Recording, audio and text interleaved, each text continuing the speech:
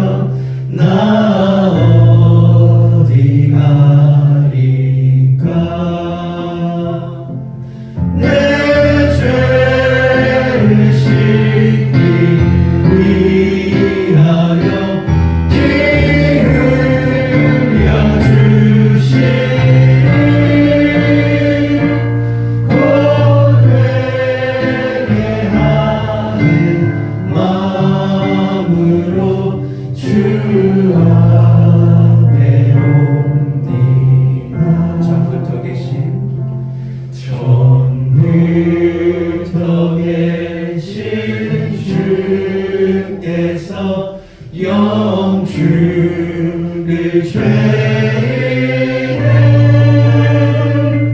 보혈로 구해 주시니 그 사랑하옵네.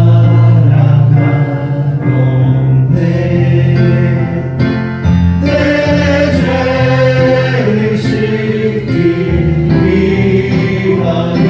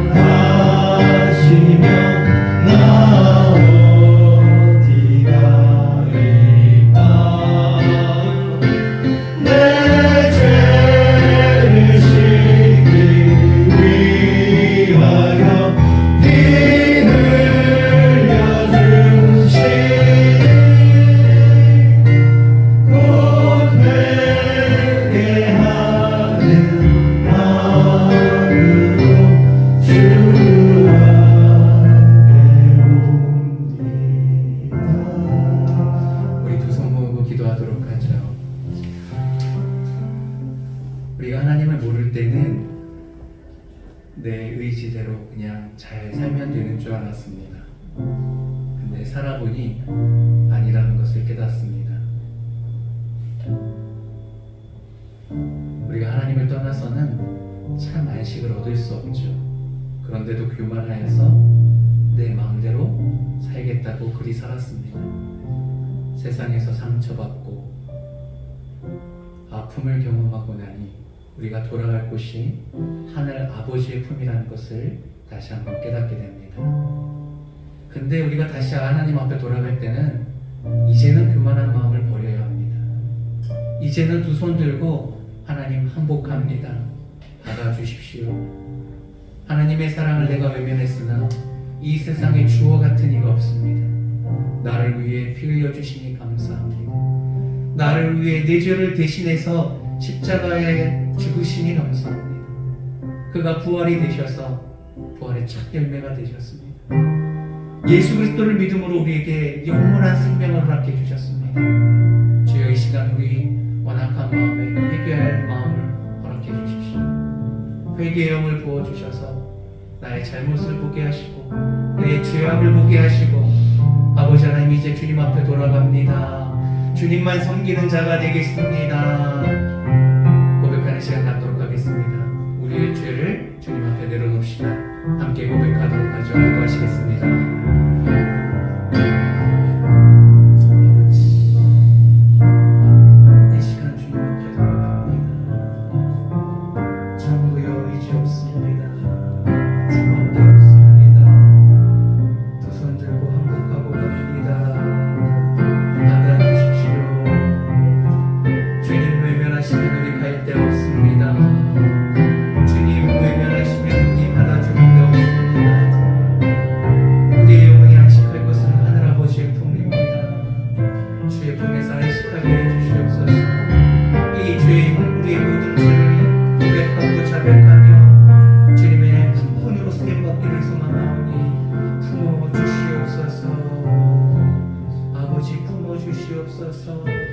우리 모두가 주 예수 그리스도의 보혈의 능력에 의지하여 예배자로 서게 하여 주시옵소서.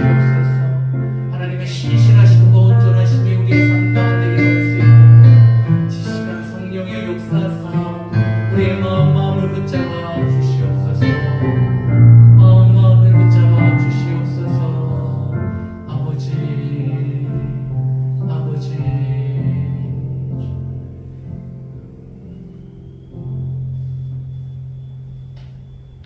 사랑과 은혜가 풍성하신 하나님 감사합니다. 죄인된 우리를 사랑하사 우리가 하나님을 알지도 못하고 찾지도 않을 때 먼저 우리를 사랑하여 주셔서 하나밖에 없는 독생자 예수 그리스도를 십자가에서 희생시키고 아버지 하나님 그를 믿는 모든 이들에게 영생을 허락하사 예수를 믿는 믿음을 통하여 우리에게 구원을 허락하여 주시니 참으로 감사합니다. 그 사랑 우리가 알매도 아버지 하나님 이렇게 주님 앞에 우리의 삶을 드리지 못합니다. 우리의 허물과 죄를 용서하사 이 시간 십자가의 보혈로 다 씻어주시옵시고 거룩해 하사 하나님 앞에 예배할 때에 온전히 하나님 앞에 나아갈 수 있도록 은혜를 베풀어 주시옵소서. 성령이여 우리 예배 가운데 강력하게 역사하사 완악한 우리의 마음 문을 여시고 우리의 심령 가운데 자정하여 주셔서 우리의 주인 되어 주시고 우리의 구원자 되어 주셔서 오늘 역사하시는 하나님의 그 일하심을 기대하게 하여 주시옵시고 주께서 하시는 그 말씀이 꿀보다 달게 하사 우리의 삶이 그 말씀으로 믿음으로 반응할 때에 놀라운 변화의 역사가 있게 하여 주시옵소서. 귀하고 복된 성도님들 축복합니다. 자리에 함께하지 못하는 우리 하늘공교의 모든 권속들을 축복합니다. 아버지 하나님 삶의 자리에 찾아가 주셔서 동일한 은혜를 부어 주시옵소서. 감사하며 예수님의 이름으로 기도합니다. 아멘. 우리 하나님 말씀 보도록 하죠. 오늘 함께 나누실 말씀은 창세기 말씀입니다. 아니죠. 출애굽기 말씀입니다. 출애굽기 3장 출애굽기 3장 1절부터 5절 말씀 보도록 하겠습니다. 하나님의 말씀 출애굽기 3장 1절부터 5절이고요. 제가 갖고 있는 성경은 구약성경 84페이지 있습니다. 하나님의 말씀 구약성경 출애굽기 3장 1절부터 5절입니다. 페이지는 84페이지 있습니다. 교독할 텐데요. 마지막 5절은 같이 봉독하도록 하죠.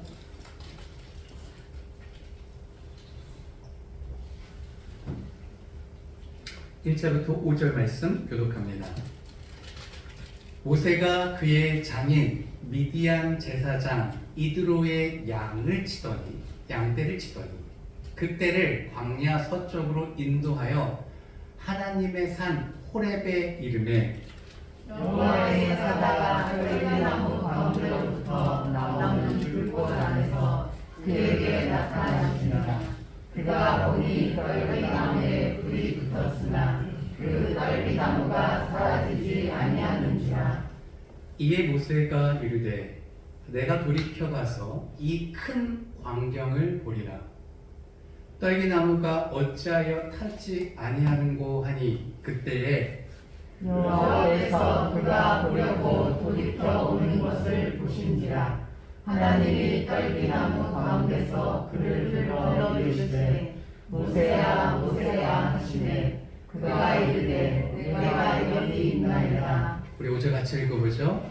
하나님이 이르시되 이리로 가까이 오지 말라. 내가 선 곳은 거룩한 땅이니 내 발에서 신을 벗으라.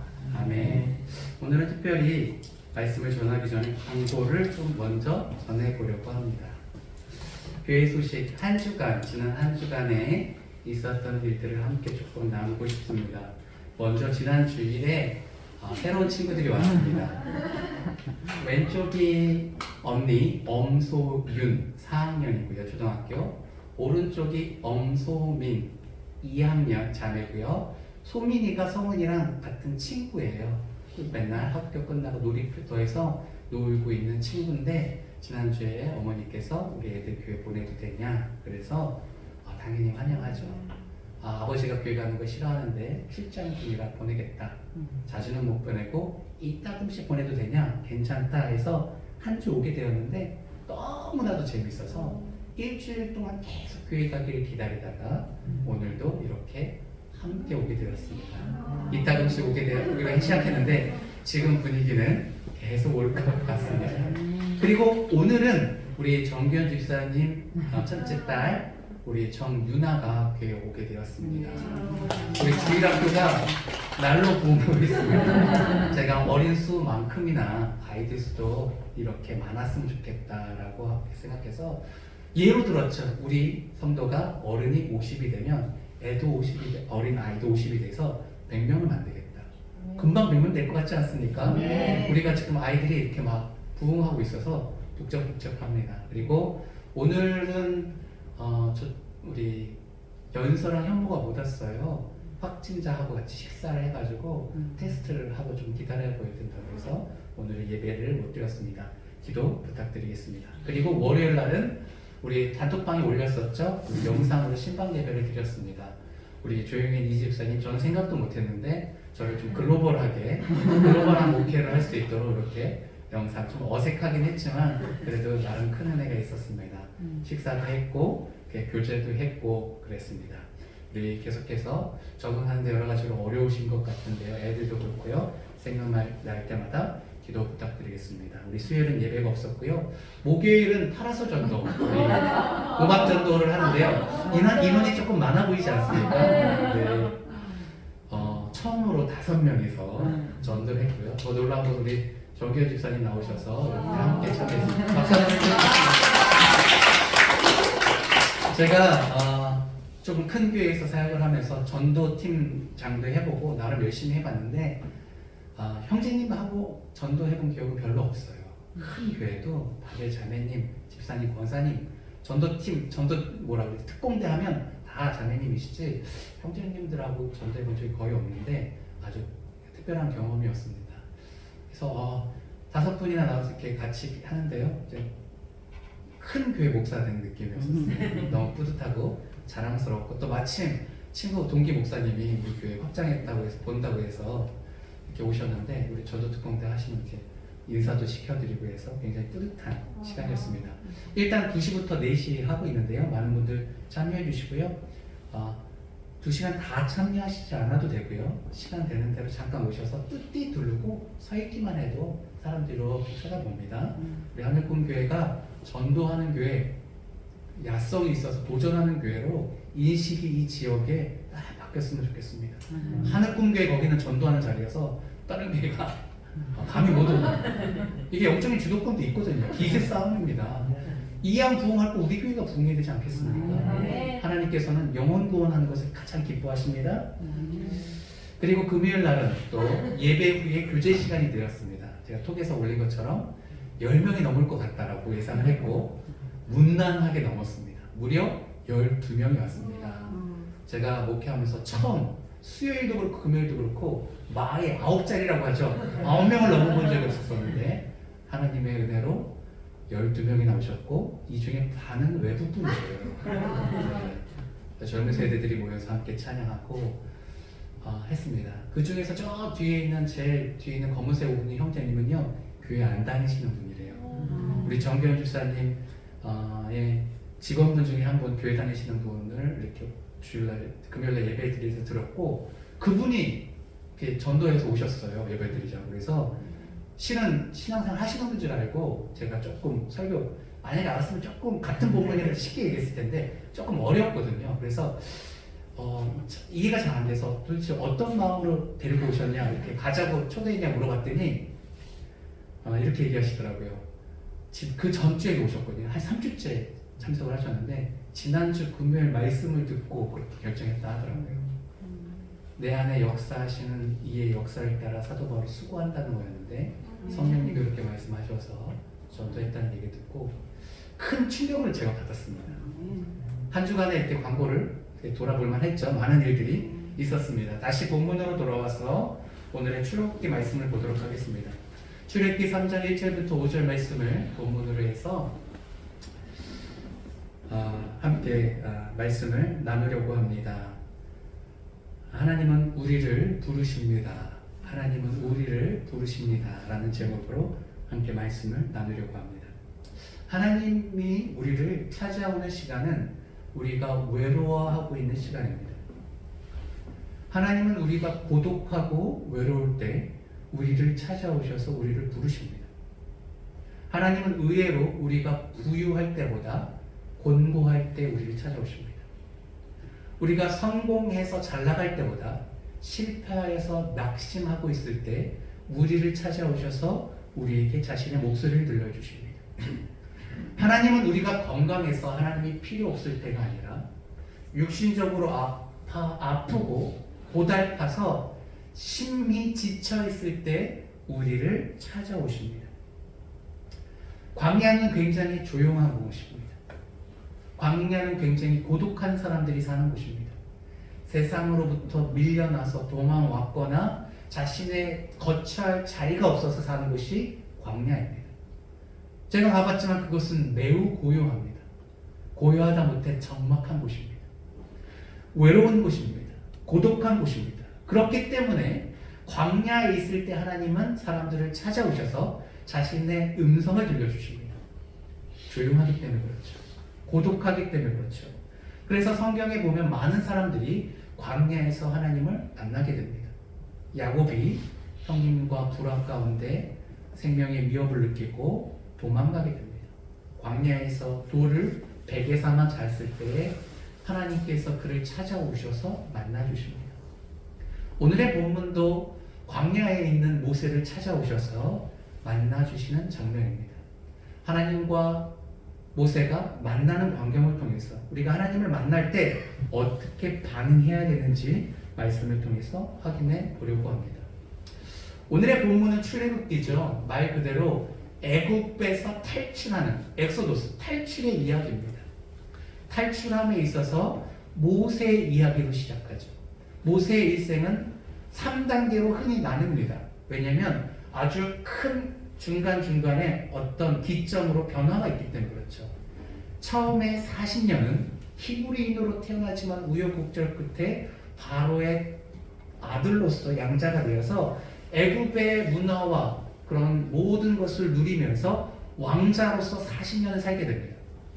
40년 동안요.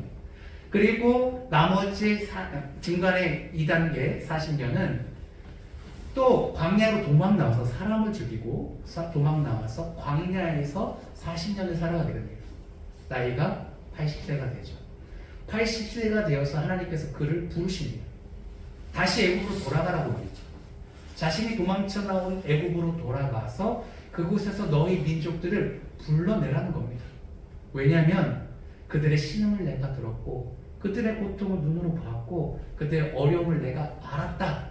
그래서 그들을 너를 통해서 데리고 나와서 이 광야에서 하나님을 예배하게 하겠다. 이런 메시지를 가지고 모세를 다시 보냅니다. 그리고 가서 결국은 데리고 오죠.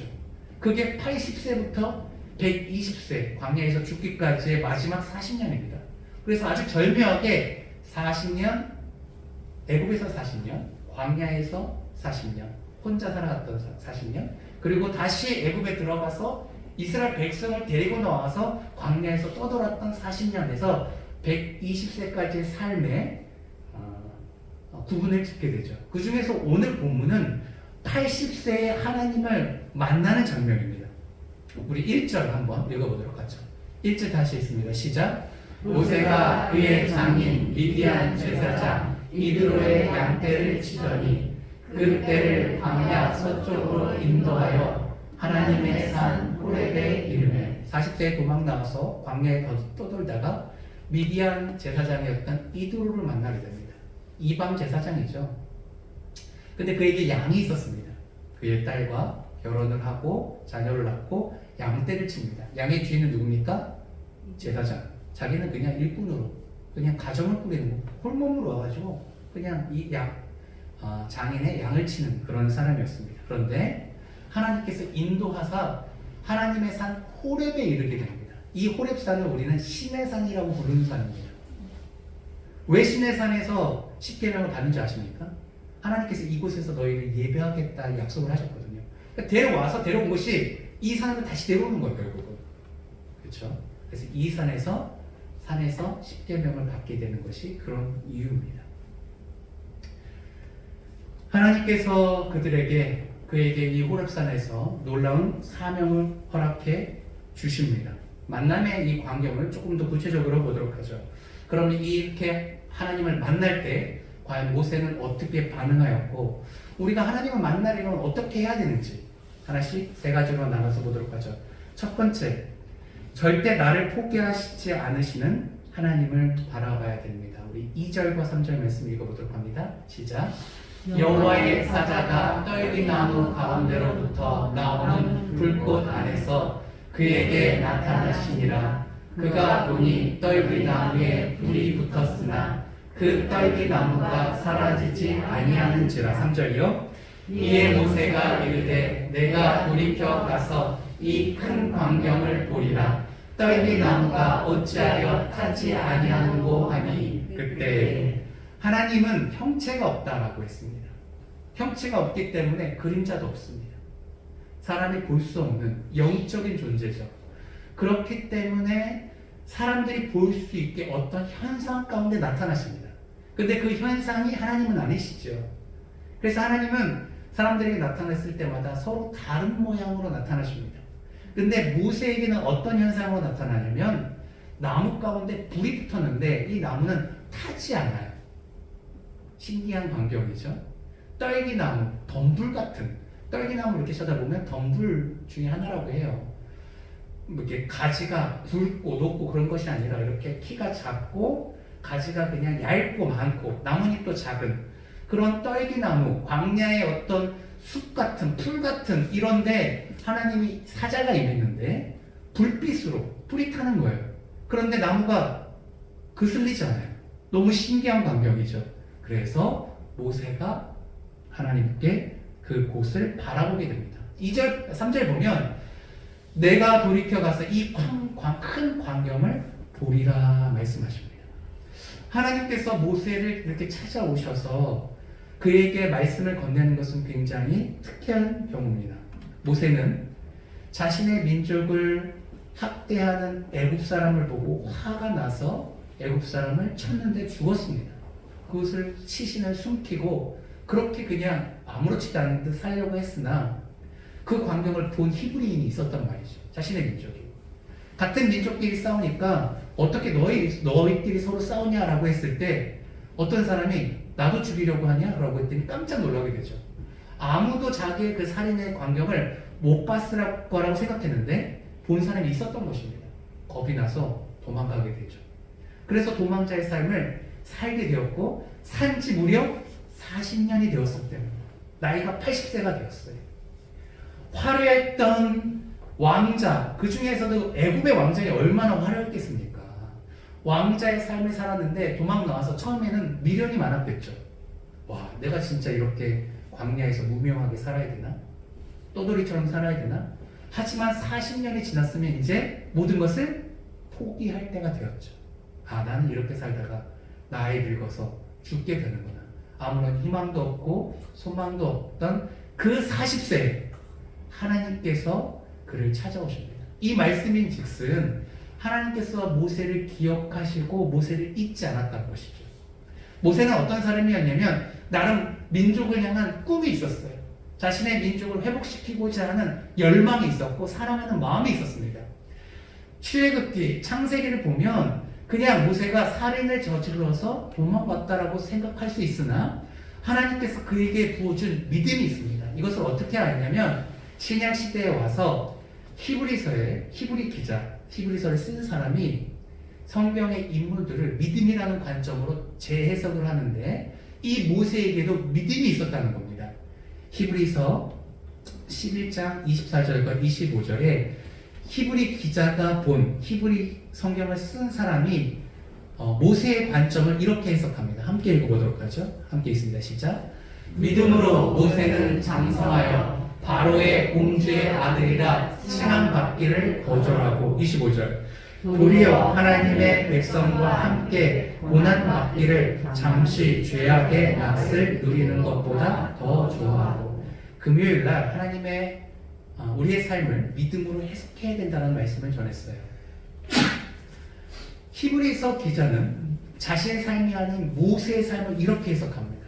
그는 실수로 사람을 죽이고 도망한 것이 아니라 스스로 믿음을 가지고 하나님의 백성과 함께 고난받기를 즐겨 했다는 거예요. 그들의 민족을 외면할 수 있고 왕자의 삶으로서 편안한 삶을 누릴 수 있었으나 자신의 민족을 좋아했고 사랑했고 고난받기를 거절하지 않았다는 거예요. 그렇기 때문에 그렇게 자신의 민족을 어렵게 하는 사람을 이렇게 대신해서 싸워줄 수 있었고 살인까지 저지르게 되었다는 겁니다. 그러나 결국은 그 마음은 있었고 뜻은 있었으나 실패로 돌아가서 광야에서 삶을 살아가게 됐던 것이죠. 잊혀진 채로 말이죠. 사람들도 그를 잊었을 것이고 본인 스스로도 그 안에 있던 믿음과 열정들이 다 소멸될 시점이었습니다. 세상도 잊었고 본인도 잊었으나 잊지 않은 사람이 있었습니다. 자신도 자신의 삶을 포기하고 있었으나 포기하지 않은 이가 있었으니 그가 누구십니까? 하나님이십니다. 완전히 내려놨을 때쯤 하나님께서 그를 찾아오십니다. 그가 떨기나무 가운데 불꽃 가운데 임한 하나님을 바라보게 되는 것이죠. 하나님이 우리를 찾아오시면 우리는 어떻게 생각해야 됩니까? 아, 그가 나를 잊지 않고 계시는구나. 그가 나를 생각하고 계시는구나. 세상에서는 우리가 존재감이 없을 수 있으나 하나님은 한 번도 우리를 잊지 않고 계십니다. 사랑하는 성도님, 하나님께서 오늘 이 시간 여러분을 만나기로 하십니다. 그럼 그 하나님을 우리가 어떻게 바라봐야 되겠습니까? 나를 알고 계시는 거예요. 나를 기억하고 계시는 거예요. 우리 이사야서 49장 16절 말씀 함께 보도록 하겠습니다. 이사야서 49장 16절 읽어보자. 시작. 내가 너를 내 손바닥에 새겼고 너의 성벽이 항상 내 앞에 있나니. 내가 하나님이십니다. 너를 저와 여러분입니다. 본인의 손바닥에 새겼다. 기억하고 계신다는 거예요. 손바닥에 새기는 거 우리 컨닝하려고 한 번씩은 해본 적이 있을 겁니다. 아무리 외워도 기억나지 않아요. 단어가 영어에 어려워요. 손바닥에 적죠. 보고. 하나님께서는 이렇게 표현하십니다. 내가 너를 잊지 않는다. 손바닥에 그냥 적은 게 아니라 새겼다라고 말하고 있습니다. 사랑하는 성도님, 하나님은 우리를 기억하고 계십니다. 항상 우리를 품고 계십니다. 그런데 우리가 그 하나님을 외면하는 것이죠. 그리고 때가 되지 않아서 누군가 와서 복음을 얘기해도 거부했던 것이죠. 그러나 하나님은 기다리고 있다가 고독한 시대에, 고독한 광경, 광야에서 하나님이 우리를 찾아오십니다. 광야 가운데 계시는 분이 계십니까? 여러분 외로워하지 마십시오. 슬퍼하지 마십시오. 하나님이 곧 여러분을 찾아가실 것입니다. 목사님, 저의 광야의 시간이 너무나도 깁니다. 올해가 40년 동안 광야에 있었습니다. 아마도 더 큰 일을 여러분을 통해서 하시려고 더 연단시키시고 더 여러분을 크게 하시는 줄 믿습니다. 그렇게 생각하시고 곧 여러분을 찾아가실 하나님을 기다리십시오. 때가 되면 하나님께서 잊지 않고 여러분을 찾아가셔서 여러분에게 손을 내미실 것입니다. 두 번째, 하나님의 음성에 귀를 기울여야 합니다. 하나님께서 우리를 찾아오시면 우리는 그분의 음성에 귀를 기울여야 됩니다. 4절 읽어보도록 하죠. 4절 있습니다. 시작. 여호와께서 그가 보려고 돌이켜 오는 것을 보신지라. 하나님이 떨기나무 가운데서 그를 불러 이르시되 모세야 모세야 하시매 그가 이르되 내가 여기 있나이다. 떨기나무 가운데 하나님이 사자가 임했다라고 말했는데 4절에서는 여호와께서 그를 보시려고 돌이켜 오는 것을 보셨다. 하나님이 임하신 것이죠. 결국은 떨기나무 가운데서 그를 부릅니다. 뭐라고 부릅니까? 모세야 모세야. 이름을 안다는 것은 우리의 인격, 우리의 삶, 우리의 과거, 우리의 마음 모든 것을 안다는 뜻입니다. 그가 정확히 하나님께서 다른 사람이 아닌 모세를 부릅니다. 모세야 모세야. 사랑하는 성도님, 하나님은 살아계신 분이시고 우리를 만나기를 원하시고 우리의 이름을 부르시는 분이십니다. 하나님께서 여러분의 이름을 부르실 때 우리가 들을 수 있어야죠. 모세는 뭐라고 말합니까? 내가 여기 있습니다. 하나님의 음성을 들었기 때문에 그렇죠. 요한복음 8장 47절을 보면 예수님께서 이렇게 말씀하십니다. 함께 읽어보죠. 요한복음 8장 47절입니다. 시작. 하나님께 속한 자는 하나님의 말씀을 듣나니 너희가 듣지 아니함은 하나님께 속하지 아니하였음이로다. 신비주의자들만 환청을 듣는 것이 아닙니다.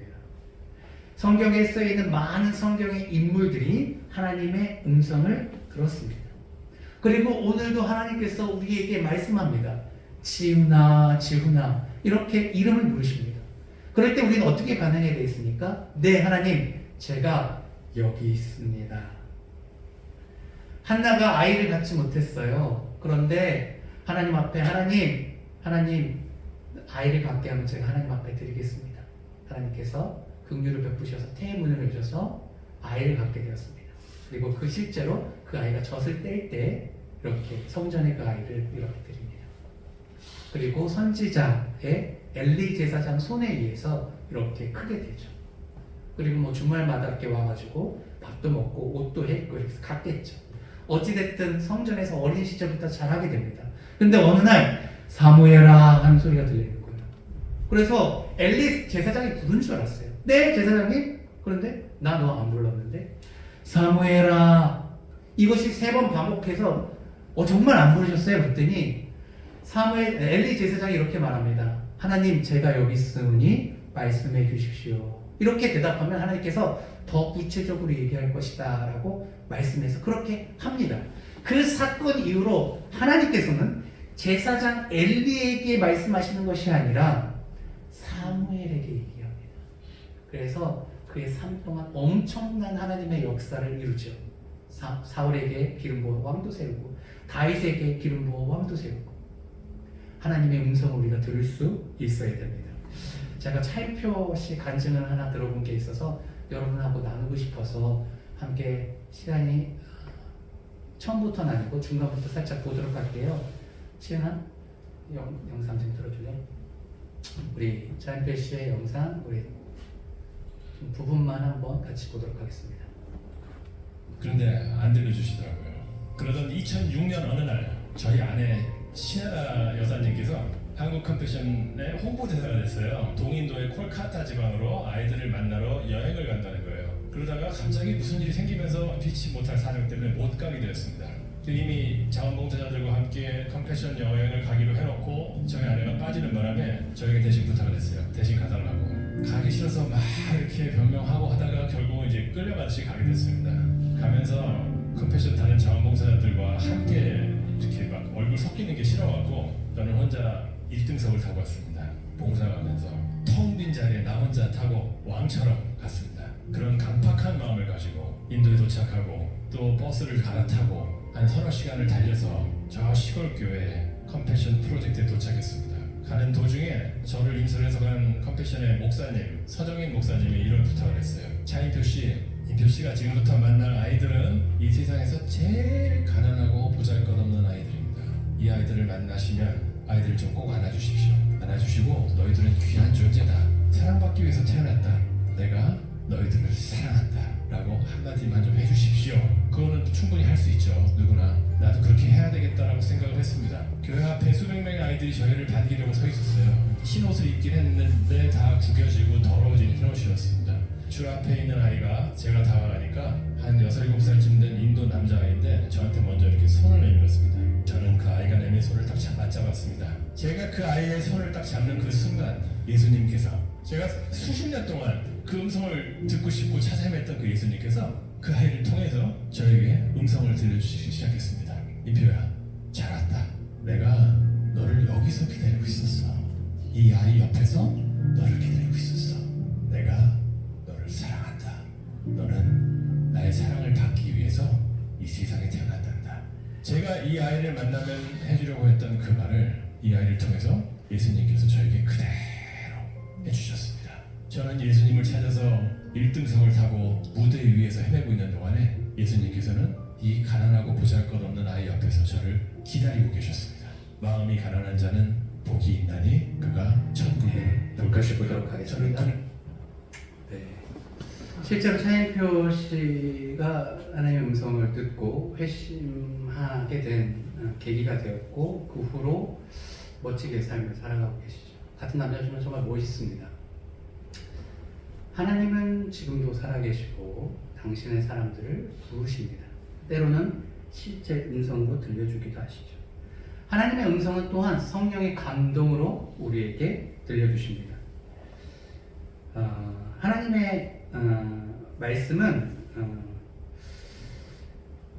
우리 안에 우리 하나님께서 역사하시기 때문에 계시기 때문에 말씀해 주시는 거죠. 고린도전서 3장 16절을 보면 너희는 너희가 하나님의 성전인 것과 하나님의 성령이 너희 안에 계시는 것을 알지 못하느냐. 우리가 성전입니다. 왜냐하면 우리 몸 안에 성령님이 계시기 때문에. 아이들이요 돌아다니고 장난치고 이런 게 당연한 거죠, 그죠? 아이들이 생명이 있으니까 그런 존재니까 자신의 존재를 알리는 겁니다. 잡아놓고 묶어놓지 못하는 거죠. 아이들도 그런데 우리의 마음에 하나님이 계신다면 그분이 가만히 있겠습니까? 상식적으로? 그분이 죽은 존재가 아니잖아요. 인격적인 존재잖아요. 그분이 우리 안에 계시면 그분이 뭐라고 하겠습니까? 우리에게 말씀하시겠죠. 그분의 말씀이 소리로 들리기도 하지만 우리 마음 가운데 마음의 감동으로 오는 겁니다. 이성의 깨달음으로 오는 것이죠. 지난 금요일날 설교가 우리 안에 역사하시는 역사를 따라 우리가 함께 성령에 순종을 해야 된다는 것입니다. 제목은 성령이 역사하는 교회였습니다. 설교를 전했는데요. 사람들이 성령에 반응하기 시작했어요. 어떤 한 분이 자기가 돈이 적금이 곧 생길 건데 하나님께서 이것을 그때까지 기다리지 말고 먼저 하라는 말씀이 드려서 11조를 이렇게 한다고 저한테 문자를 보내왔더라고요. 생애 첫 11조인데 그리고 앞으로 또 할지는 모르겠지만 하나님의 성령의 인도하심을 따라 하겠노라고. 제가 이렇게 대답했습니다. 우리 성도님이 얼마나 검소하시고 절약적이고 계획적으로 사시는지 알기에 솔직히 미안한 마음도 있고 짠한 안쓰러운 마음도 있습니다. 그러나 그건 내 생각이고 성령님께서 자매님에게 성령님에게 역사하셔서 그것에 대한 순종함으로 제가 알기에 오히려 하나님께서 더 큰 이후에 큰 복을 부어주실 것을 기도하겠습니다. 이렇게 적었습니다. 사랑하는 성도님, 성령님께서 우리 마음에 역사하십니다. 그 음성을 들어야 되는 것이죠. 그런데 이 말씀을 때로 우리가 착각할 수도 있죠. 잘못 들을 수도 있습니다. 그래서 늘 중요한 것이 과연 성경이 그렇게 말하느냐가 또한 중요한 것이죠. 우리 히브리서 4장 12절 말씀 함께 읽어보도록 하겠습니다. 하나님의 음성을 듣는 방법. 첫 번째 소리, 두 번째 성령의 감동, 세 번째 하나님의 말씀입니다. 읽어보죠. 시작.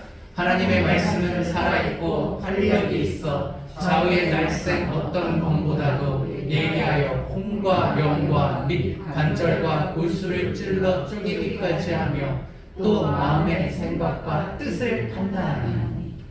이 성경이 하나님의 말씀이 힘이 있다는 겁니다. 그렇게 우리에게 모든 것을 가르쳐 주죠. 하나님의 말씀은 지금도 말씀 설교를 통해서 성경의 읽음을 통해서 묵상을 통해서 우리에게 말씀하고 계시는 거예요. 이것은 마치 모세야 부르는 것과 또 같은 것이라는 겁니다. 아까 그 형제님 이름이 김주님의 선물 주선 형제님이십니다. 본인은 주일날 일을 해서 본인의 교회 가지 못하고 우리 집사님의 권유에 따라서 금요일날 주일날 예배드리는 심정으로 와서 예배하고 있어요. 본인의 교회가 아니에요. 근데 그 말씀 가운데 하나님께서 말씀하시니까 그 주시는 말씀에 순종해서 자신의 또 다른 직원을 교회 안 가는 분을 이렇게 데리고 오는 거예요. 심지어는 다음 주에도 또 다른 자매를 데려오겠대요. 대신 그 자매가 하고 싶은 거는 반주를 배우는 것인데 자기가 이거 가르쳐 줄 테니까 예배 끝나고 기도 끝나고 가르쳐 줄 테니까 와라. 왜 하겠습니까? 웬 오지랖입니까? 하나님께서 말씀하시니까 순종하는 거죠. 아멘. 하나님이 여러분에게 임하시면 그 말씀에 귀를 기울이십시오. 세 번째, 주님 하나님을 우리의 주님으로 모셔야 됩니다. 우리 5절 읽어보도록 하겠습니다. 오늘 본문으로 돌아와서 5절 함께 읽어보도록 하죠. 시작. 하나님이 이르시되 이리로 가까이 오지 말라. 내가 선 곳은 거룩한 땅이니 내 발에서 신을 벗으라. 모세야 불렀습니다. 하나님 제가 여기 있습니다. 그랬더니 하나님께서 하시는 말씀이 가까이 오지 말래요. 그리고 내가 선 곳은 거룩한 땅이니 내 발에서 신을 벗으래요. 신을 벗어라. 신을 벗으라는 것은 예전에는 참 열악했어요. 주인은 주인이고 종은 종이었어요. 주인과 종의 차이는 하늘과 땅의 차이였습니다. 종이라는 것을 알려주기 위해서, 인식하게 하기 위해서, 사람들에게 알게 하기 위해서, 스스로 인지하기 위해서 신발이 잘 신기지 않았대요. 신을 벗으라 그런 것은 나는 너의 주인이니 네가 나의 종이 되어라 라는 겁니다. 겸상할 수 없다는 거죠. 우리 옛날 조선시대 얘기로 말하면 어디 감히 천한 자가 겸상하냐. 내가 있는 곳은 거룩한 곳이니 나는 존귀한 존재니 너는 가까이 오지 말고 심지어 신까지 벗어서 나를 경배하라는 뜻입니다. 종이 되라는 뜻이에요. 그런데 성경에서 말하는 이 종은 조금 느낌이 다릅니다. 사도행전 3장 13절 그리고 26절을 보면 이 예수님을 하나님의 종이라고 표현하고 있는데 그의 종, 하나님의 종 예수를 표현하고 있는데 이 종이라는 단어를 보통 블루스라는 표현을 쓰지 않고 타이스라는 헬라어의 단어를 쓰는데 이 단어는 종이라는 뜻도 있고 아들이라는 뜻도 있는 두 가지의 의미를 갖고 있는 특별한 단어예요. 하나님께서 예수를 표현할 때 하나님의 종, 나의 종, 그의 종이라고 표현하면서 말씀하는 뜻이 의미가 뭐냐면 그는 종이면서 나의 아들이라고 하는 것이죠. 세상에서 종, 노예는 정말 비참합니다. 모욕과 능멸에 살 수 없는 존재입니다. 그런데 하나님이 우리를 향해서 종이라고 말씀하시는 것은 그 안에 아들, 하나님의 자녀라는 의미가 담겨져 있는 거예요. 두 가지 의미죠. 우리가 어떻게 하나님의 자녀가 되었습니까? 자녀가 아니죠. 하나님은 하나님이시고 우리는 피조물입니다. 우리는 종입니다. 그가 우리의 주인입니다. 그럼에도 불구하고 그가 우리를 자녀 삼아 주셨습니다. 이 동시에 두 가지 개념이 함께하는 것이죠. 저는 하나님을 믿으면서 하나님을 나의 주인, 주여라고 부르는 것을 전혀 꺼리낌 없이 부릅니다. 하나님을 아버지라고 부르는 것도 꺼리낌이 없습니다. 하나님이 나의 주인이시고 나의 삶의 모든 것을 주관하시는 분으로서 나는 그분의 통치자가 되기를 원합니다. 왜 그러냐고요? 그분의 종이 되었으면서 한 번도 그에게 능욕을 받는다라고 제가 경험한 적이 없습니다. 한 번도 나의 삶이 비참하다고 생각한 적도 없습니다. 왜냐하면 그분은 좋은 분이시기 때문에 그렇습니다. 우리를 함부로 하대하시지도 않고 우리를 향해서 못살게 굴지도 않는 분이시기 때문에 그렇습니다. 성경은 모세의 죽음을 가리켜서 마지막 모세가 죽을 때 그를 향해서 여호와의 종이라고 말합니다. 마치 예수님에게 하나님의 종이라고 말한 것처럼 모세의 마지막 삶에 그를 평가함에 있어서 그는 여호와의 종이었다라고 말합니다. 모세가요 40년 동안 장인의 집에서 아내를 얻고 자녀를 낳았지만 거의 몸종처럼 그냥 그렇게 노동력으로 일하게 됩니다. 자신의 소유가 없었습니다. 그러나 하나님을 만나고 사명을 받고 다시 애굽으로 갈 때 자신의 자녀와 자신의 부인과 함께 갑니다. 그리고 그의 손에 들려진 소유라고는 양떼가 아니라 염소가 아니라 막대기 하나밖에 없었습니다. 목자일 때 그 막대기. 근데 그 목자일 때 막대기를 출애굽기 4장 20절은 이렇게 표현합니다. 오늘은 3장이고요. 4장 20절에 그가 애굽으로 돌아갈 때 광경을 이렇게 기록하고 있어요. 함께 읽죠. 시작. 모세가 그의 아내와 아들들을 나귀에 태우고 애굽으로 돌아갔는데 모세가 하나님의 지팡이를 손에 잡았더라. 이 지팡이는 모세의 지팡이입니다. 근데 그 지팡이를 하나님의 지팡이라고 표현하고 있죠. 그의 삶 가운데 그의 소유는 아내와 아이들 그리고 이 막대기 지팡이가 다였습니다. 이 지팡이는 그가 장인의 양을 치던 막대기였습니다. 지팡이였습니다. 근데 하나님께서 뭐라고 표현하고 있습니까? 모세의 지팡이가 아니라 하나님의 지팡이라고 말하고 있죠. 볼품없는 이 막대기가 양을 치던 막대기가 하나님의 지팡이가 되니까 놀라운 역사를 일으킵니다. 던지니까 뱀이 되고 잡으니까 다시 지팡이가 되고 하나님의 말씀에 순종하여 이 지팡이를 앞으로 드니까 홍해가 갈라집니다. 하나님의 말씀에 순종하여 이 지팡이를 반석에 내려치니까 물이 솟아납니다. 볼품없던 이 지팡이가 하나님의 지팡이가 되니까 능력과 기적의 지팡이가 되는 것이죠. 그런데 조금만 더 생각해보면 조금만 더 한 단계 깊이 들어가 보면 이 지팡이는 결국 모세를 의미하는 겁니다. 40년 동안 광야에서 살면서 초라한 우리의 삶, 그런 우리가 하나님 앞에 종이 되어서 순종하고 나아가니 우리의 삶이 하나님 앞에 붙들림 바 되어서 초라한 막대기가 하나님의 지팡이가 된 것처럼 우리의 초라한 삶이 하나님 앞에 붙들리면 우리가 능력의 삶이 된다는 표시이기도 하죠. 사랑하는 성도님, 그렇기 때문에 우리가 세상에서 실패해도 상관없습니다. 유명하지 않아도 상관없습니다. 오히려 하나님께서는 무명한 자를 사용하셔서 유명한 자를 부끄럽게 하신다고 말씀하셨습니다. 하나님의 역사의 시작은 무엇입니까? 우리의 약함을 사용하시는 겁니다. 오히려 그 약함이 강하게 된다는 말도 안 되는 이 역설의 능력이 하나님의 능력입니다. 몸이 아파도 상관없습니다. 질병에 걸린 자, 나약한 자를 하나님께서 사용하십니다. 학문이 많지 않아도 상관없습니다. 하나님께서는 무지한 자를 사용하셔서 지혜로운 자를 부끄럽게 하실 것입니다. 40년 광야 동안 80세가 되어서 늙어서 나는 이제 내 삶은 이렇게 끝나겠구나 하였던 그 늙은이 모세를 통하여서 하나님께서는 큰 일을 하십니다. 그의 손에 들린 그 지팡이가 마치 그의 삶과도 같았던 것이죠. 사랑하는 성도님, 우리의 삶은요, 우리가 스스로 우리의 시각으로 봤을 때는 소망이 없을 수 있습니다. 우리의 자녀의 시각으로 보면, 우리의 시각으로 우리의 자녀를 보면 답답하고 걱정이 될 수도 있습니다. 아, 제가 진짜 밥벌이나 하겠나? 그렇지 않습니다. 하나님을 주인으로 섬기고 우리의 일생을 그에게 드리고 그의 능하심을 우리에게 받으면 그 누구도, 이 세상의 그 누구도 하나님 앞에 크게 쓰임 받을 수 있습니다. 닉 부이치치라는 장애를 가진, 두 다리가 없고 팔도 없는 그 청년을 보는데, 그 청년을 통해서 역사하시는 하나님의 세계를 보면 하나님의 능력의 무한함을 보게 됩니다. 사랑하는 성도님, 하나님은 오늘 우리를 찾아오십니다. 세상은 잊고 나도 삶을 포기한 자지만 하나님께서는 잊지 않으시고 때를 따라 기다리시다가 우리가 광야에 외롭고 슬프고 낙심하고 좌절하고 있을 때 찾아오셔서 당신의 모습을 보여주십니다. 우리는 그 모습을 볼 때 하나님의 자비의 하나님을 바라봐야 됩니다. 아, 하나님께서 내게 시비 걸러 오는 것이 아니라 사랑을 주러 오셨구나. 나를 잊지 않고 계시다는 것을 알려주러 오셨구나라는 것을 바라보시길 바랍니다. 그리고 그가 여러분의 이름을 부르시면 하나님, 제가 여기 있습니다라고 대답하십시오. 직접적으로 음성으로 들려주실 수도 있고 성령을 통해 우리에게 감동하실 수도 있고 성경을 통해서 말씀하실 수도 있습니다.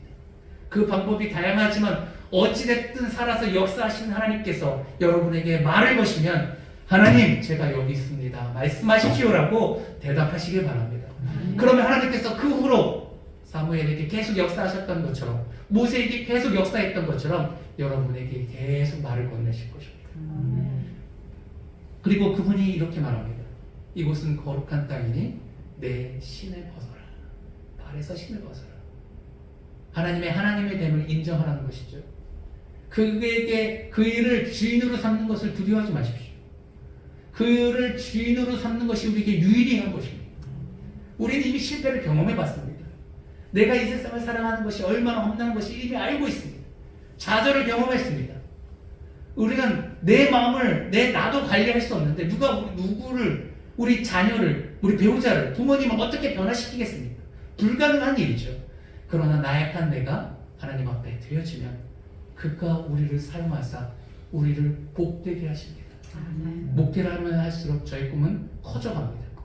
저를 바라보면 한심하지만 내가 얼마나 게으른지도 알고 얼마나 두서없고 사역하는지도 알지만 우리 교회 역사하시는 하나님을 바라보면 너무 설레는 거죠. 전도를 하고 나서 우리 목사님 친구가 왔어요. 그 동기 목사님은 동기들 중에서 가장 목회를 잘하는 1번, 2번입니다. 저랑 40명 동기들 중에서. 이 작은 교회가 그 1, 2번인 나머지는 어떻겠습니까? 그 중에서 이제 아버지 교회 물려받아서 크게 하시는 그런 친구들 빼고 개척한 친구들 중에서 저보다 6개월 먼저 의왕시에서 개척했는 성도 40명이에요. 지하에서 개척했다가 제가 도전을 받고 여기서 조금 더 제가 마음에 드는 장소를 찾다가 목사님이 지하에서 아파트 단지에서 개척한 걸 보고 도전을 받아서 저도 여기 황급히 여기서 이렇게 개척을 하게 됐습니다. 서로 도전을 주고 받고 하는데 물어보시더라고요. 목사님, 몇 명 성도가 목표입니까? 물어보더라고요. 살짝 고민했어요. 이거 얘기를 해야 되나 말아야 되나. 뭐라고 얘기할게요? 1,500명이라고 얘기했어요. 부끄러운 얘기죠. 1,500명. 분명히 기억하고 있을 텐데 어떻게 생각할지 모를 텐데. 제가 초반에 얘기했으면 이 얘기를 아무렇지도 않게 얘기했을 거예요. 근데 목회를 5년 했잖아요. 좀 있으면 만 5년이 되는데 했기 때문에 어려운 것을 알고 있고 그도 어려운 것을 알고 있어요. 자녀에게 개척교회 한다면 시킬 거냐고 제가 물어봤어요. 그러니까 절대 안 할 거예요. 절대 안 할 거예요. 절대 안 할 거예요. 목회를 가장 잘하고 있는 두 사람의 대화가 이렇습니다. 그런데 물어봤을 때 이렇게 얘기했어요. 1,500명이에요. 살짝 솔직히 아내도 있었고 어떤 마음인지 알겠죠. 근데 그 마음을 제가 아니라고 말할 수 없는 거죠. 현실적으로 불가능하고 말도 안 되는 얘기지만 하나님께서 그런 꿈을 줍니다. 제가 주중에 우리 예배 가운데 일어나는 그 반응들을 이렇게 같이 나누는 이유는 여러분에게 부담을 줘서 헌금하는 얘기가 절대 아닙니다. 저는 이렇게 막 체면 때문에 헌금하는 거 정말 싫어요. 그렇기 때문에 주보도 올리지도 않고 헌금도 오픈하지 않잖아요. 작정하지 않잖아요. 헌금 봉투도 하나로 하고 싶은데 감사 기도 제목이 적을 데가 없어서 봉투 2개를 만들었어요. 하나는 감사 기도 봉투가 따로 있어요. 혹시 기도하고 싶은 기도 제목 있으면 쓰시라고. 저는 막 헌금 봉투 교회에 막 꽂혀 있는 거 환멸을 합니다. 젊은 목사님한테 막 주보에 이런 거 막 적고 그러는 거 보면 이분이 생각이 있네 이렇게 생각해요. 경멸하죠. 그런데 왜 얘기하냐고요? 하나님께서 우리 교회에 역사하고 있다는 걸 말하고 싶은 거예요. 아멘. 성령님께서 역사하고 있습니다. 아멘. 믿지 않는 자가 믿음으로 바뀌고 있고 다른 교회 교인이지만 그 말씀에 반응해서 전도를 하고 있고 헌신자가 늘어나고 있는 거예요. 아멘. 어린아이들의 사역 가운데 내가 힘을 쏟고 있습니다 라고 했는데 일주일 만에 2명이 왔고 오늘 또 유나가 왔고. 아멘. 사랑하는 성도님, 하늘꿈교회 역사하고 계시는 하나님을 집중하십시오. 아멘. 우리가 돈이 있어서 이것을 확장했으니까 목사님 엄청 부러워하시더라고요. 사랑하는 성도님, 하나님이 하십니다. 하나님이 일하고 계십니다. 아멘. 그분을 받아들이십시오. 아멘. 오늘도 이 시간 찾아오셔서 여러분을 협박하는 게 아니라 내가 너를 기억하고 있다. 여러분의 삶 가운데 여러분 처음 찾아오신 것이 아닐 겁니다. 늘 함께 계셨습니다. 그러나 우리가 외면했지요. 우리가 너무 잘나서 하나님의 말씀을 우리가 스스로 외면했지요. 제가 공부 잘할 때요, 똑똑하다는 소리 들었어요. 저도 어렸을 때 공부 안 해도 맨날 반에서 1등 했어요. 어머니가 중학교 2학년 때 지훈아 신학했으면 좋겠다. 목사하자. 개척교회 목사하자. 제가 공부 못하면 나겠다 그랬어요. 하나님께서 그 얘기를 얼마나 싫어하셨는지 중학교 그 얘기를 한순간부터 성적이 곤두박질하기 시작해요. 바닥에서. 예전에는 공부를 안 해도 시험이 쉬웠어요. 그런데 하나님께 얼마나 싫어하시는지 곤두박질하더라고요. 하나님은 우리 곁에 계시지만 우리가 너무 잘나서 그의 귀에 귀를 기울이지 않는 것이죠. 그런데 우리가 연약해졌을 때, 광야에서 살면서 외로움이 무엇인지 알았을 때, 나의 무기력함을 인정했을 때, 아 내가 이렇게 늙어가는구나 하고 세상에서 버림받았음을 자각했을 때 찾아오셔서 여러분의 이름을 부르십니다. 그럴 때 그 자비를 보십시오. 그의 신실함을 보십시오. 그의 선하심을 보십시오. 그리고 그분의 음성을 듣고 그분을 섬기십시오. 과감하게 신을 벗으십시오. 이제는 선택할 것이 없습니다. 그가 우리의 주인이 되는 것이 우리에게 복입니다. 그가 우리의 하나님이 되면 그의 부유함이 우리의 것이 되는 겁니다. 그의 능력이 우리의 능력이 되는 것입니다. 그의 비전이 우리의 비전이 되는 겁니다. 제가 뭐 큰 교회를 꿈꿀 사람입니까? 그런 제목이 아니에요. 그런데 하나님께서 그 마음을 자꾸 주세요. 그리고 그런 표정을 보여주세요. 제가 선포하는 것을 하나님께서 들어주세요. 하나님이 나의 편이라는 것을 경험하게 됩니다. 하나님이 여러분의 편이 되면 역사가 일어나는 겁니다. 하나님께서 모세의 편이 되니까 그가 조금 부족하거나 실수를 해도 하나님께서 그를 다 용서하시고 보호해 주시고 그의 권위를 세워주십니다. 얼마나 좋습니까? 말씀을 맺습니다. 우리가 하나님과 함께하면요 이런 고백을 하게 되죠. 하나님이 우리 삶의 이유이며 소망입니다. 하나님으로 충분합니다. 세상 사람이 들으면 바보 같은 소리라고 하지만 실제로 그렇습니다. 하나님이 소망입니다. 삶의 이유입니다. 그분으로 충분합니다. 그가 우리를 기쁘게 하시고 그가 우리의 삶에 소망을 주시고 더 좋은 아빠로, 더 좋은 남편으로, 더 좋은 목회자로 살아갈 수 있도록 삶의 동력이 되어 주십니다. 하나님 앞에 여러분의 삶을 드려보지 않으시겠습니까? 그러면 하나님께서 여러분의 삶에 놀라운 미래를 여실 것입니다. 우리 이 말씀 생각하면서 선곡을 해봤습니다. 후렴이 조금 높은데요. 네, 한번 믿음으로 한번 불러보도록 하죠. 하나님 한 번도 나를 실망시킨 적 없으시고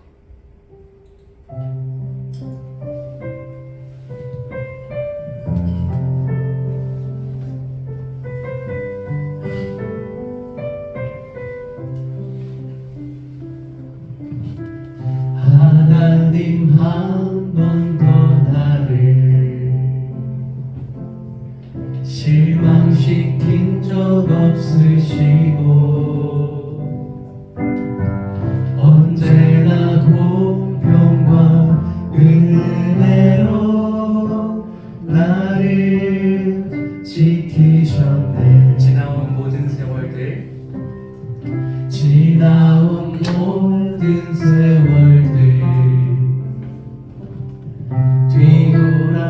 뒤돌아보아도 그 어느 것 하나 주의 손길 안 미친 것 전혀 없네. 오 신실하신 주, 오 신실하신 주, 오 신실하신 주, 내 너를 떠나지도 않으리라, 내 너를 버리지도 않으리라, 약속하셨던 주님,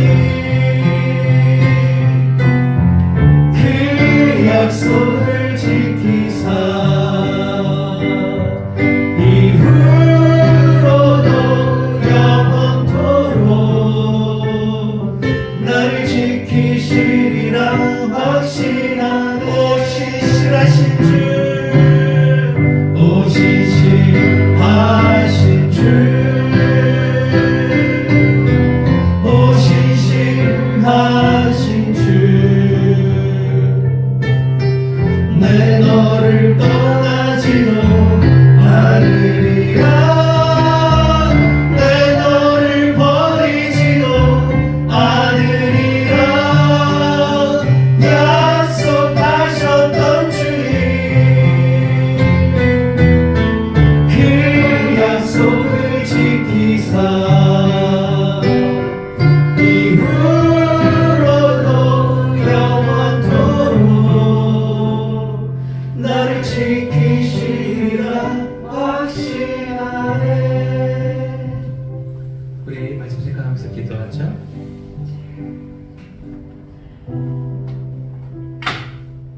모세의 삶을 탁월하게 하신 이가 하나님이십니다. 마치 그의 막대기처럼 양이나 치던 막대기인데 하나님이 함께 하시니 여호와의 막대기가 되어서 놀라운 기적을 일으킵니다. 막대기를 드니 홍해가 갈라지고 막대기를 드니 내추라기가 내려와 먹을 것을 주고 막대기를 치니 샘물이 솟아나고 하나님 앞에 쓰임 받으면 놀라운 능력의 사람이 됩니다. 하나님 앞에 마음을 여십시오. 그분을 초대하십시오. 주인으로 섬기십시오. 세상 눈치 보지 말고 하나님 눈치 보십시오. 그것이 사는 길입니다. 사람들 두려워해서 복음 전하고 이거 어떻게 생각할까 너무 두려워하지 마십시오. 별거 아닙니다. 하나님 두려워하십시오. 그러면 하나님께서 저와 여러분을 크게 사용하실 것입니다. 재물이 문제입니까? 명예가 문제입니까? 하나님이 원하시는 그 이상의 것도 줄 수 있습니다. 우리 생각이 얄팍하여서 저울질하다가 결국 세상의 음성을 듣는데 하나님의 음성을 들으십시오. 그분은 여러분보다 여러분을 사랑하십니다. 여러분보다 훨씬 지혜롭고 훨씬 능력이 있습니다. 그분에게 마음을 여십시오. 그분을 섬기십시오. 시간 기도할 때 결단하도록 하죠. 주님, 제가 나의 신을 벗고 주님 앞에 나아가 엎드려 경배합니다. 나의 능력의 하나님이 되어 주시옵소서. 우리 함께 말씀 생각하면서 기도하도록 하죠. 기도하십니다. 아버지,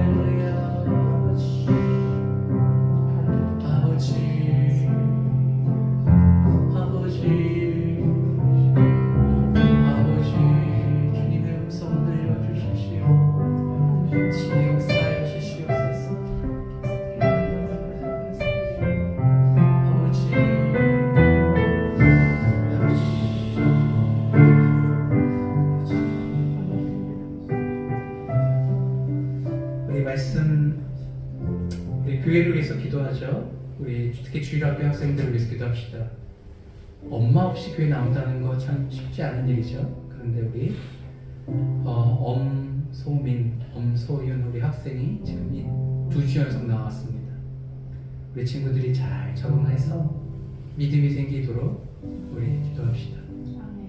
우리 여러분 전도해 보셨지만 성인 되면 전도하기도 어렵고 말씀을 전해서 받아들이는 것도 굉장히 어렵습니다. 근데 아이들이 아직 어려서 순수하게 지금 복음을 듣고 있습니다. 우리 정혜 주사님 자녀 우리 정윤아가 왔습니다. 엄마랑 안 오다 보니까 굉장히 불편해하고 어려워하는 것이 눈에 보입니다. 평안을 주세요. 하나님 말씀을 듣게 해주시고 말씀으로 성장하게 해주세요. 지난 주일날 우리 교회를 안 다니는 형제님이 와서 말씀을 들었습니다. 이창준 형제님, 그리고 다음 주에도 교회를 안 다니는 자매님이 피아노를 배우는 목적으로 와서 예배를 드린다고 합니다. 하나님을 알지 못하는 자를 우리 하늘꿈교회에 연결해 시켜주셔서 감사합니다. 이곳에서 복음을 전하고 복음을 듣게 하여 주시고 예수 그리스도를 영접하는 놀라운 역사가 있게 해주시옵소서.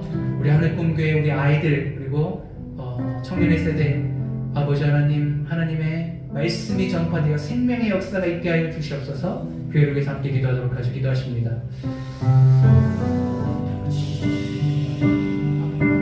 아버지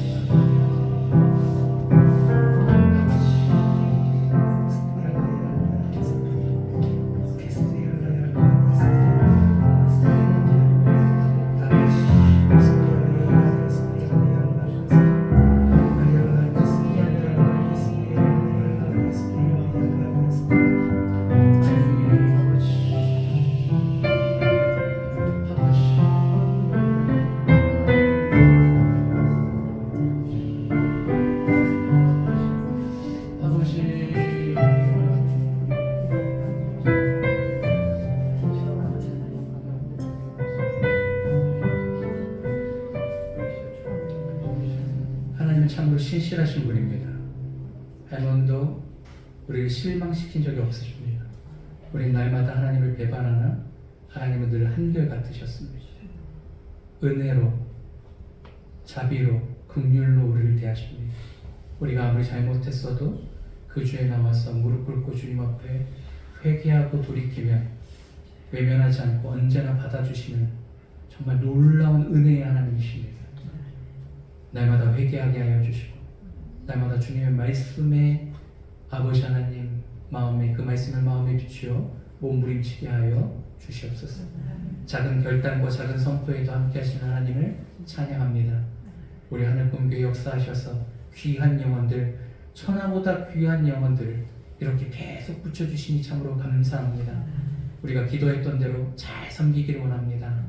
아버지 귀하고 복된 우리 자녀들 축복합니다. 특별히 오늘 아버지 유나가 아버지 손을 붙잡고 왔습니다. 사랑하는 딸에게 은혜를 부어 주시옵소서. 하나님의 사랑을 알게 해 주시옵소서. 아직 어리고 모릅니다. 사랑을 통해서 하나님의 사랑이 전달되게 하여 주시옵소서. 아버지 하나님 귀한 청년들이 아버지와 젊은 세대들이 하늘꿈교회를 방문하고 있습니다. 성령의 강력히 역사하여 주셔서 믿는 자의 수가 날마다 늘어나는 교회 되게 하여 주시옵소서. 귀한 예물 주님 앞에 올려드립니다. 하나님께서 우리의 형편을 당하십니다. 주께서 마음 주셔서 누구에게 보이는 것이 아니라 하나님 앞에 결단하며 드립니다. 모든 것이 하나님 것이오나 주님께서 아버지 하나님 허락하셔서 우리에게 재물 얻을 능력을 주셨고 그것을 주님 앞에 드리는 마음을 주심으로 기쁨으로 드립니다. 받아 주시옵소서. 쓰여지는 곳에 하나님의 능력이 드러나게 하여 주시옵소서. 특히 우리 어린 세대를 위하여 우리 부모의 세대가 섬기기를 원합니다. 물질로 헌신하기를 원합니다. 마음껏 우리 자녀들이 이곳에서 풍요함을 누리게 하여 주시옵소서. 드려지는 손길 가운데 복의 복을 더하여 주셔서 건강함을 허락하여 주시옵시고 아버지 더 큰 능력을 허락하여 주셔서 그 집안에 풍성함이 흘러가게 하여 주시옵소서. 형통의 복을 더하여 주시옵소서. 지금은 우리 주 예수 그리스도의 은혜와 하나님의 크신 사랑과 성령 하나님의 위로 교통하심이 오늘 말씀을 듣고 주 예수 그리스도를 만나 그를 구주로 여기고 영원히 섬기기로 결단하는 하늘꿈교의 모든 권속들 머리 위에 새로운 정부와 대통령과 아버지 하나님 이 나라 이 민족과 아버지 하나님 특별히 전쟁으로 신음하고 있는 우크라이나 가운데 지금부터 영원까지 항상 함께 있을지어다. 아멘.